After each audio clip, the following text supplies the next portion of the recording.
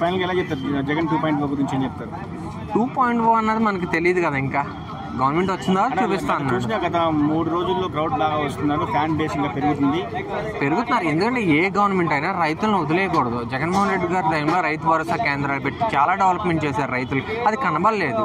ఇప్పుడు మిర్చి అన్నది 23,000 ఉండాల్సింది 9,000 కొంటున్నారు అంటున్నారు. అది ఎంత బాధ రైతులకి, అసలు ఆలోచించాలి కదా. రివ్యూ మీటింగ్ జగన్మోహన్ రెడ్డి గారు టూర్ అన్నాక రివ్యూ మీటింగ్ పెట్టారు చంద్రబాబు నాయుడు గారు.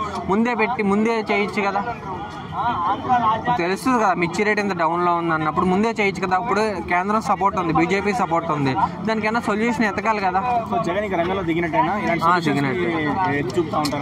ఏ పార్టీ అయినా పోరాడాలి. ప్రతిపక్షంలో ఉన్నప్పుడు ఖచ్చితంగా ఇష్యూ వచ్చింది, ఒక పైకి వెళ్ళిందా లేదా. ఇప్పుడు చంద్రబాబు నాయుడు అప్పటికప్పుడు ఆక్వా రైతుల గురించి, మన మిర్చి రైతుల గురించి రివ్యూ మీటింగ్ పెట్టారంట, లేకపోతే అంతకుముందు పెట్టారా? పెట్టలేదు కదా.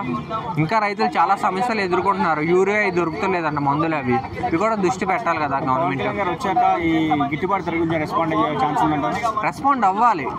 అవుతేనే ఆయనకుంటే వాల్యూ ఉంది. ఎందుకంటే రైతులు పక్షపాత పార్టీ నేను చూసుకుంటాను అంటేనే కదా ఓట్లేసిన జనాలు కూడా. Thank you.